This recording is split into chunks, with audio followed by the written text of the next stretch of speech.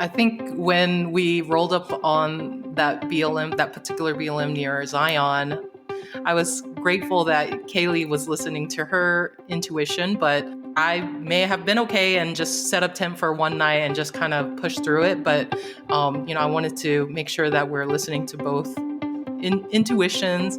And I think she just wasn't feeling great about the bullet casings on the floor, which rightfully so.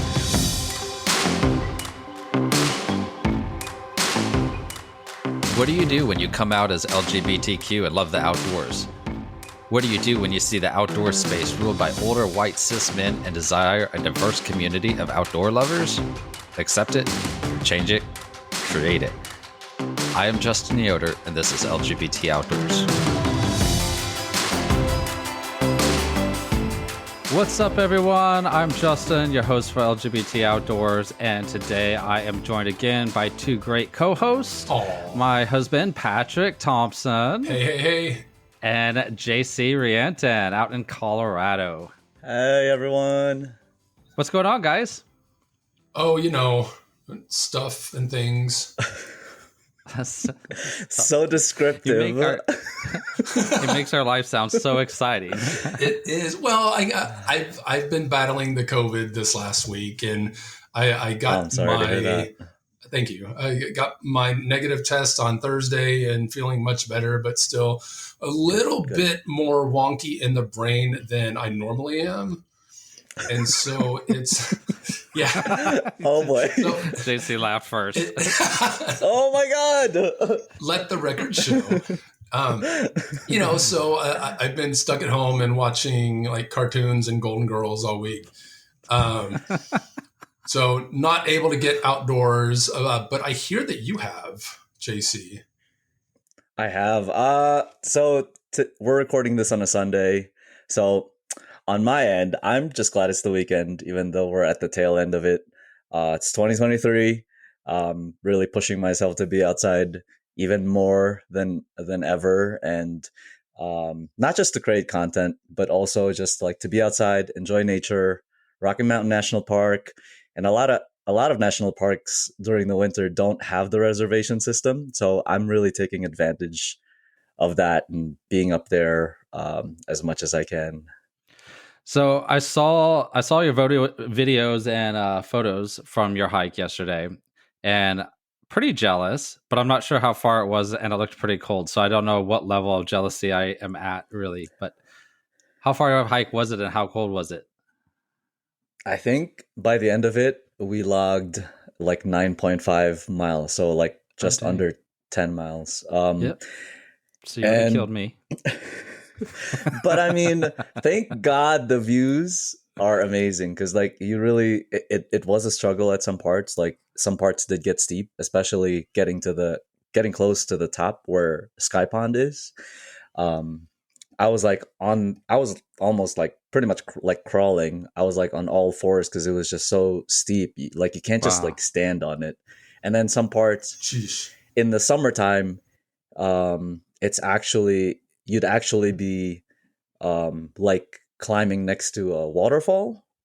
So I want to do that, but it was fun. Nice. Just to clarify, 9 miles might not be that far to most people, but Patrick and I live in Texas, and so when we go to Colorado, the altitude pretty much kicks our butts. But how far was the last hike we did when I was out there? Was that in?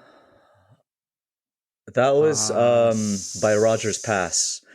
I would probably like 4 miles, but we went that was a pretty significant elevation gain we did too.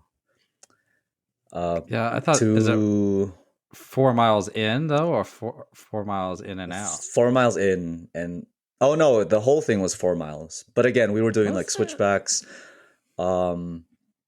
And it felt longer. Yeah. No, I was struggling too. Remember, I had like my 40-pound vest, and I'm like, yeah, he's struggling as he has a 40-pound vest on. Whatever. Anyways, how'd you guys stay warm on your hike yesterday? So I'm learning how to layer better this time around. I thought I would have to put on like a lot of layers, but it's it's a matter of like having your what is that called? Like the base layer. Base layer. So some kind of thermal, a mid layer sweater or something, and then a waterproof shell. It doesn't have to be thick, but just something to keep the snow and the water, rain or anything like that away. But also, I had these hand warmers that I bought from Amazon. Super handy. You can charge them so that you don't have to keep buying the ones that you just dispose after. Oh, that's So it's a cool. little more eco friendly. Although someone might fight me for it because you still have to use batteries for them, and that takes away from That the might be better environment. than just throwing them away each time you get done using them, though. So Yeah. Because I imagine a chemical reaction that's literally creating heat in the palm of your hand probably isn't super eco-friendly. I might be wrong. Like I'm open to that, so don't send me hate mail. But I I would think that that's a better option. yeah, or maybe mean, I hope so. maybe I love bringing them around. I mean, not like casually. Like I wouldn't just like You go to the just show up party to a and, like, party and hand warmers with like, a you. good conversation starter. Like, don't talk to that guy. He's the weird guy with the hand His warmers. hands sure are warm. But no, I bring them. I stuff them in my like jacket pocket when I go snowboarding, and I guess when I go snowshoeing too. So because they keep my hands warm. Yeah. So, I mean, if you ever have any recommendations with like different gadgets to bring to the mountains to make it more comfortable, that's definitely me. Just let me know. Those hand warmers, they're great. I have more recommendations, so follow us on future episodes. Well, I'm curious to hear more about it. Maybe we need to do an episode all on some of your gadgets. That could be interesting. Oh my god, that's like a whole podcast. Well, Whole other. instead of going down that route right now, we have two amazing guests that we need to get to, and I'm excited to hear about their story. We have Kayley Olson and Cindy Nam joining us today. They're both from Colorado. Kayley is one of our ambassadors, and they have both have been instructors at LGBT Outdoor Fest before, so we're excited to have them. Welcome to the podcast. Thanks for having us. Yes, hello. You're welcome. How's things out in Colorado? You're out there with JC. Yeah. Great. Cold, Cold. snowy. It's been an extra like heavy snow year this year. Oh yeah. Such a difference. Really? And how late do you guys get snow all the way up through like what, May? I always say Mother's Day is like the last day. Wow. Yeah, that's a lot of snow though. Yeah. Well, you guys enjoy it, and I'll be sure to come and visit when I can. Hopefully when it's not too cold. Well, we're excited that you're joining us. We know that you had an epic trip just recently to Utah and visited 5 major parks out there: Arches National Park, Bryce Canyon National Park, Canyonlands National Park, Capitol Reef National Park, and Zion National Park. So before we dive into that, which sounds incredible, I'd like you both to share just a little bit about each of you, where you're from, how you got involved with the outdoors, and any cool little nuggets that we should know about you. Sure. So I grew up in a small town, Missouri. I won't even bother saying the name because nobody will know where it's at. I do. Very small town. Another small Yeah, you town, know where it's at. Missouri. It's only because you're off the town. Small Hey, town, Missouri we have area. some Missouri listeners, I'm sure. Okay. Yeah, probably. So Weston, Missouri, about 45 minutes northwest of Kansas City. Super small town, very touristy. I grew up there. I kind of, played outside growing up a lot, but I was never like the one to be like, hiking and stuff growing up. I didn't really find my love and passion for hiking in the outdoors until I moved to Colorado back in 2014. And that's kind of like, I went on my first hike in Boulder, the Flatirons, super unprepared, didn't know a thing about hiking. And I had like one throwaway, like single-use plastic water bottle, no backpack, nothing, like my running tennis shoes. And I was like, I'm going to hike, one of the Flatiron hikes. And I was dying. And so slowly, I came back after that though. I was like, you know what? I still love this. I'm still going to keep doing it. So like, I slowly learned and researched and, picked up what hikers should be doing. And that kind of butted into a passion of mine, which is teaching novice hikers, how to be successful and safe in the outdoors. Sure, and I'll share mine background. So I grew up in Dallas, Texas, and I did not go outside often because it was very hot. I wasn't like much of an outdoor person at all. But 6 years ago, I got a dog, and she forced me to walk her. I'm sure you guys Outdoor Fest, Sage. So she's basically changed my life because I had to walk her every day. And then we started off, walking around like local parks in the area, which there's not much parks in Texas, but eventually I went from like local parks to looking up state parks. And actually Texas has a lot of state parks throughout the whole state, which I didn't know. So I started going to state parks, camping, enjoying the outdoors more. I think it was great for me mentally to step outside and be surrounded by trees and go on a little walk. And we went eventually from state parks to national parks because I felt like, oh, how cool would it be to photograph Sage out there in the outdoors. So as silly as that sounds, I think she definitely has changed my life for the better, and I really owe her my life. And then we just went, all around the nation, pretty much on the West Coast, going on these long road trips. We just finished an East Coast trip last year. So yeah, I really owe her everything, really. Oh, that's amazing. She's such a good dog. Yeah, she is. We loved having her at Outdoor Fest. She was a lot of fun. Oh, yeah. So tell us about your ideas to come up with going to Utah on, they call it what, the Mighty Five. There we go. I drew a blank for a second. The Mighty Five. How did you decide to come up with that trip? Whose idea was it? And what was the planning like for it? Yeah, so we knew that we had like about a week because I had off with my job at the time, a full week off. And then Cindy also had some time off with her job. It's like, well, we want to go somewhere and, utilize this time that we have. I'm like, Utah's pretty close. Like maybe we'll plan something in Utah. And like, I don't even think we were originally planning. We had planned to hit all 5.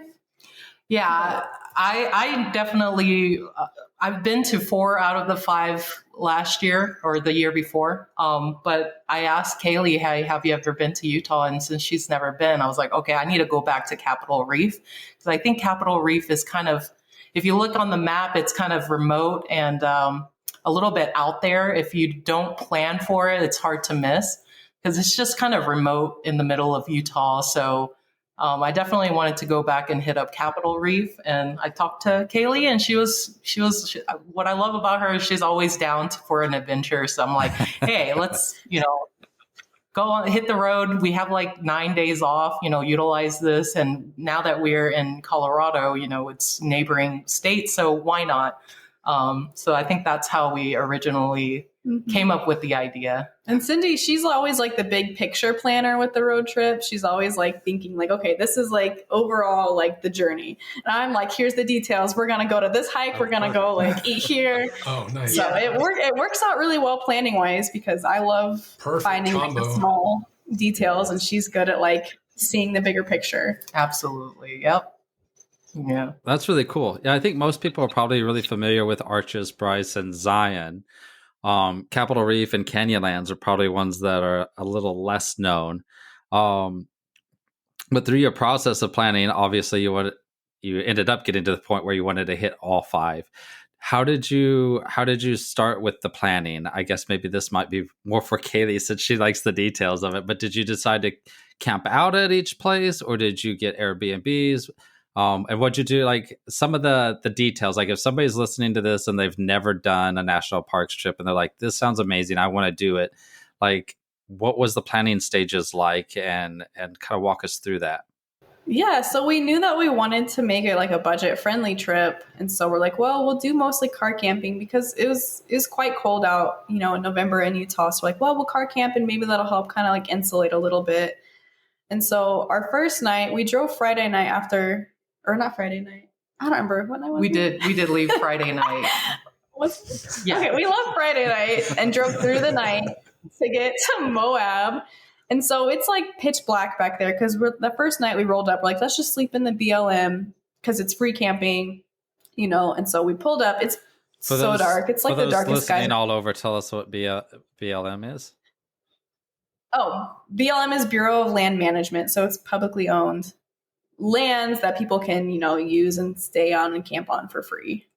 Perfect. And so we pulled up into this BLM, no lights anywhere. Like we can't see anything. Like this darkness is just swallowing every, ounce of light that we have. And so we're driving, looking around, trying to find a spot. And like, we can't find anything. So we just pull off and, we're freezing. We're tired. We throw everything out of the car and just like, put it on the ground. It was chaos. I will say, I think our goal was to mostly car camp for budget reasons. I wouldn't say hotels because we try to stay under budget, but we did like book some motels and all of the especially like Arches has a lot of touristy hotels and rooms and inns and things like that. But we also really enjoy like camping and tent camping, even though we're probably kind of crazy for setting up tent out there in the snow. It was snowing. And I know in the past when we went to, I've been to Utah in November and it was never this cold. I think this winter was pretty harsh. But yeah, I think mostly our planning was to stay in either cheap hotels or, which some of them were really sketch on that road trip. And I think personally, I think we would prefer like car camping or tent camping over staying indoors at a kind of, cheap hotel because we get better views. Nobody is usually around. We just have a little bit more room and freedom. So you can definitely plan as expensive as you want or as cheap as you want. I mean, there's some nights we stayed in the car and honestly, like the nights we stayed in the motel, you really like are grateful for a shower, just all the little luxuries you take for granted when you don't have that, luxury outdoors. But we really enjoy that challenge too. So yeah, it's really just up to the person planning on how elaborate you want to be, I suppose. Okay, so that's actually a really good reminder. Justin will tell you that I'm the first one to shoot anything down if it sounds expensive. Very true. And thank you for that confirmation, husband. But talk about it later. No, it's true. So the fact that this stuff can be done on a less expensive scale is a really good reminder, and I needed to hear that. So thank you. I think that makes it even more like you're really in the outdoors. I mean, when I went to Moab, I voluntarily tent camped. And like, again, like what Cindy was saying before, when you don't get to shower every day, especially after like doing these like amazing hikes and being active, like you really get to appreciate that. Like when you get home after the long trip, like to have it, because it's like, wow, that, and now I appreciate all my showers. Yeah, all the luxuries of life for sure. Did you think that, and there's no like right or wrong answer, but I think for what you guys wanted to do for the 9 days, do you think that was enough time? That was plenty. Was that plenty of time? Or yes and no. Not yes enough? And no. I feel like it might be a loaded question. Yeah, because like you're going through these national parks, and it's like you'll leave and you're like, man, I could have used like one more day there. Like especially like thinking Capitol Reef, I wish we would have had more time there, just because there's like all these hikes there that we didn't really have the time to do there. Like as opposed to Zion, I wish we had less time in Zion. Yeah, if I could replan it, definitely add. Well, the more days, the better, obviously, but because I think we also got to squeeze in a day of Vegas because we got to Zion, and there's a whole story behind that. There's a whole story behind that. However, we didn't expect, that to happen. We wanted more time in Zion, but just the sheer amount of tourists, and it was so much people that we decided to go ahead to go to Vegas, like a detour, and come back. The story behind that, though, so this was like, the last few days of our trip. So we had put in, because Angel's Landing, that hike with the chains, now that people are like, oh my gosh, Angel's Landing. So we had put in, for the lottery for that. We didn't get it, and we're super bummed about it. We're like, well, what else are we going to do? And so we're driving around trying to find our spot to camp that night in the BLM.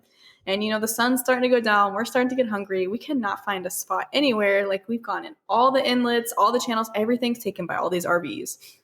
And then we finally find a spot right by the road. And so we park, we're kind of setting up our tent, trying to get dinner ready. And I'm looking around, and there is just glass, like, everywhere. Like, every few inches is another piece of glass.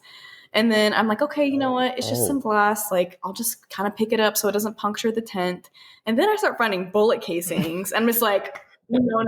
Okay, no. Oh my God. So I'm like, my gut's telling me, no, like, we got to get out of here. And so she's like, well, where do you want to go? And so we're like, well, we could go to Vegas. And then we even tossed around like the idea of Arizona for a while too. Just completely scrap the rest of the trip and just go see the Grand Canyon. But we eventually landed on Las Vegas just for one night, because we also submitted another submission for that lottery for the Angel's Landing, which they recently changed, last year. That's another another topic, whether we like that or not. But we were able to get that. And I think the main point of Zion was Angel's Landing. So we had to come back. It was only 2 hours away. So we just came back, went ahead and did Angel's Landing like we planned. And, we were able to experience that whole hike, that beautiful, iconic hike. So that was great. The only thing I would go back for is to do the Narrows, honestly. I mean, it's a beautiful park, but like, it was the most crowded of all 5.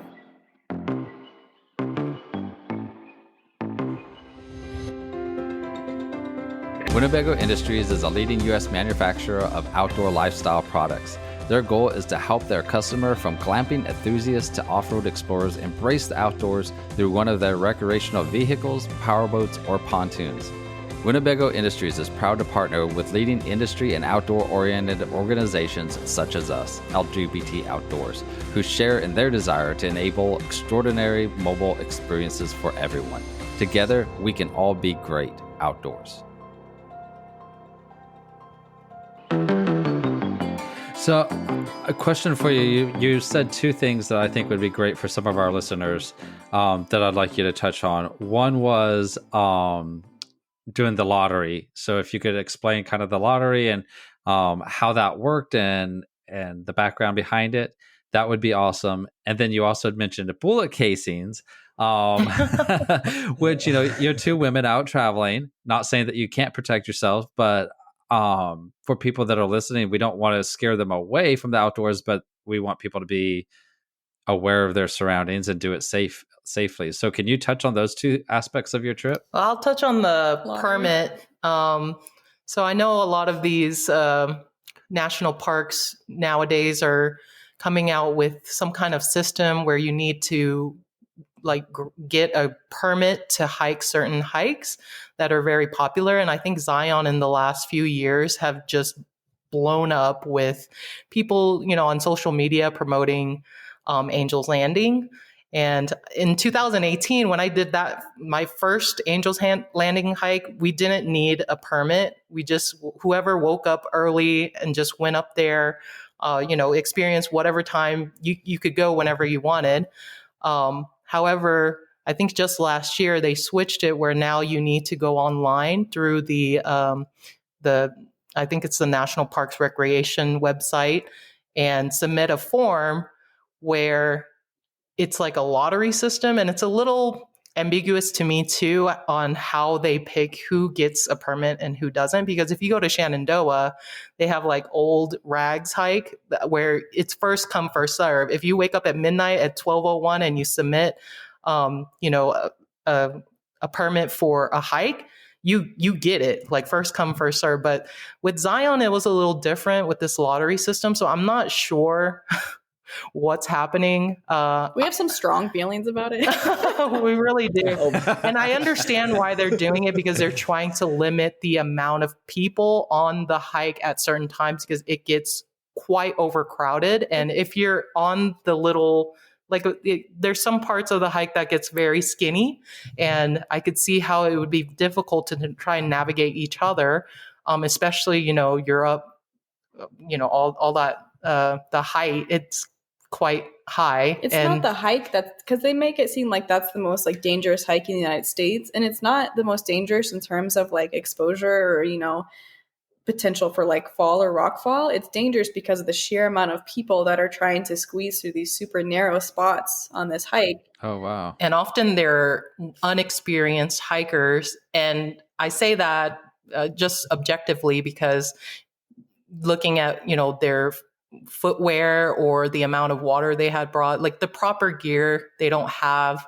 So you can tell that they're tourists that don't really go on hikes with much exposure. And that's probably, I would say, we both felt that it wasn't particularly dangerous, but I could see how dangerous it could get dangerous if, there's too many people at once and people are trying to squeeze together. So yeah, so Zion, they changed the rules on us, but we still had to get the permit like everyone else, and I'm just glad that we were able to get that and actually experience the hike. But yeah, good and bad on that, our feelings.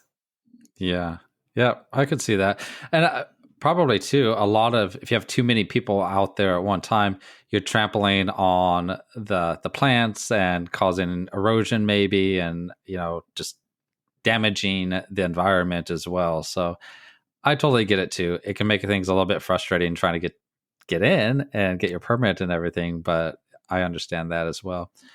So touching on the safety aspect of your trip. Yeah, so as any solo traveler, no matter what gender you identify as, it's always good to take precautions and just be aware of your surroundings. So we happen to be two female, travelers. So, there's a little safety in numbers, but you still want to be aware and just cognizant of your surroundings, especially when you're camping in your tent or camping in your car. Just it's always good to be prepared. And one of the things that they tell you, when you are camping in your car or in a tent, is just to listen to your gut feeling. If something feels off, just find another spot.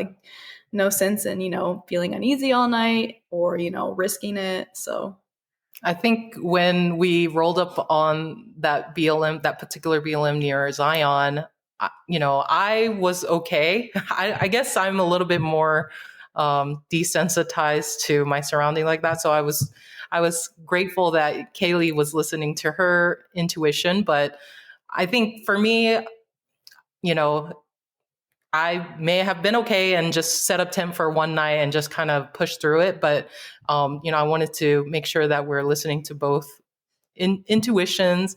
And I think she just wasn't feeling great about the bullet casings on the floor, which rightfully so. But I think we definitely made the right decision in doing that. But I mean, we'll always have some kind of pocket knife. I mean, maybe bear spray, pepper spray, things like that, because you never know what, situation you might end up in. And I'm sure we probably would have been fine, camping there with all the trash and glass and bullet casings. But I just feel like it's so important just to listen to your gut, whether or not it would have turned out one way or another. It's important to listen to yourself.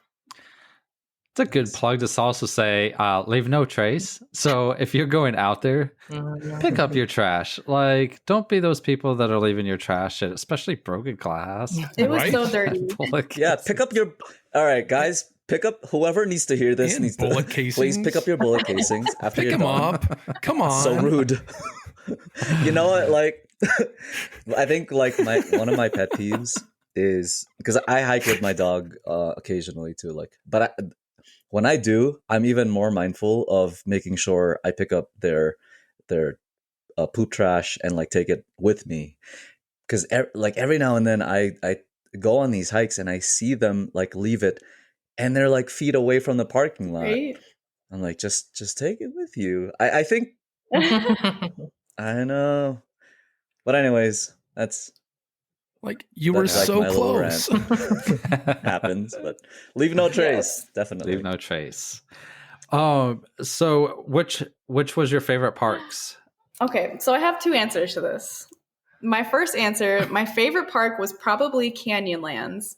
And I say that because we took a very non-traditional approach to the Canyonlands. So most people, they'll drive up and kind of like be up on that rim up there looking down into the canyon. But we somehow ended up driving from Arches, and we ended up on this 4x4 road at the bottom of the canyons, which was incredible. We passed maybe like 4 cars the whole time. And so we're Nice. driving on this dirt road. There's rocks and potholes and like drop offs and stuff. And it was beautiful way to like experience the canyon. And so we're driving through, like I was doing the driving because Cindy doesn't like driving off road. And I'm like, woohoo, yeah. I think her adrenaline Again, good intake balance is there. much higher than mine because we ended up I think we were delirious a little bit from the lack of sleep the night before because we had drove in Friday night at the BLM, tried to car camp, and we only got like couple of hours of sleep because it was so cold. It was crazy. The dog was taking up half of the van. Sage was all over our feet, and it was just very uncomfortable. But so we ended up just driving down this road and somehow ended up in the middle of the Canyonlands, and we saw a lot of like good, what you call it, viewpoints. Like I think it was. I think when you do it from the bottom, it also touches into Dead Horse State Park, which I know a lot of like locals recommended to go there. Right. And so like you definitely see the canyon from a different viewpoint down there. And I would love to go back to try and backpack into that area. I have to look and research how that's done, but I know that there are camping that you can do in Canyonlands. So that would be really fun to do because we came up, you see the LaSalle Mountains in the back. I think that was really beautiful. You saw this one river bend. It was like a meander. That was also very beautiful. But this whole time we're driving like almost, I think it took us 3 hours to get from where we started all the way to the top where most tourists end up looking at the viewpoints. Because most tourists, they'll like, book one of the excursions with like somebody in like the little 4x4 Jeep or something and just kind of ride along. So I don't know how we ended up where we did, but it made that national park so memorable and unique. So that was my favorite in that way. But I also want to say I loved Bryce Canyon because we saw like sunrise and sunset, like beautiful colors, but also the BLM there was just top notch. So we had pulled off it was maybe a 5-minute drive to the national park from there. And we pulled off. We're the only car there, like gonna camp, nobody else in sight. There's already a little fire ring set up and like a huge log was just sitting there that we could sit on. And so I went around looking for firewood, bringing it back, and the dogs running around.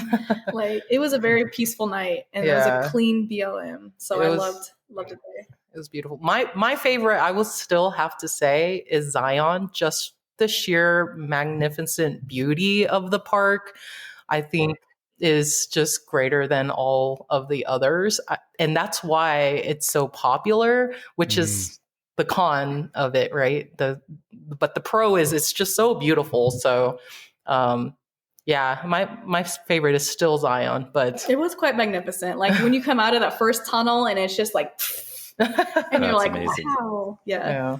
Okay, so what do you say to, and this is purely a devil's advocate kind of question. What do you say to people who are like, oh, I went to whatever national park last year, like we did the hiking, we saw the trees and there's birds and stuff. They're all the same.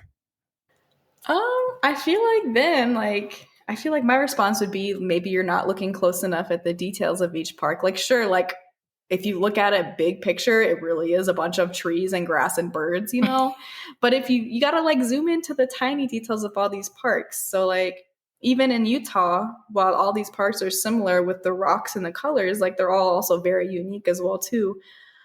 With the arches or the way the hoodoos are shaped, or even just like the slightest bit of color changes in the rocks too as you go from park to park. Yeah, Yeah, I would agree. Like Utah, I'd say Utah, especially when we go to all the national parks, it's all kind of one color, right?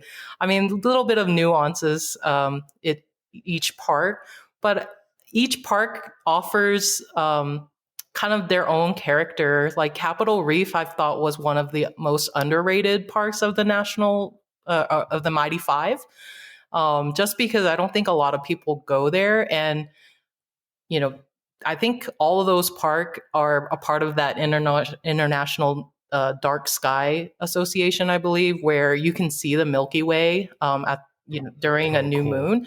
So even things like that, maybe they didn't do enough research, or it's too cold. I'm not going to go outside. What am I going to see? Things of that nature that they're not maybe considering. But yeah, even at night, it's just as beautiful as in the day. I think sometimes even more if you can see the Milky Way on a new moon. But each national park has its own little characters and their iconic spots. So I definitely wouldn't say it's all the same. It definitely is different. So maybe it's just someone who's not very enthusiastic being outside in general. Yeah. Sure. And no, I think to Kayley's point, you can go on a brand new hike in the same location every day, but you have to look closer. And then it's a totally drastically new experience. Really cool. Yeah. Other question for you. Top tips that you would give somebody looking to go to Utah to visit the parks?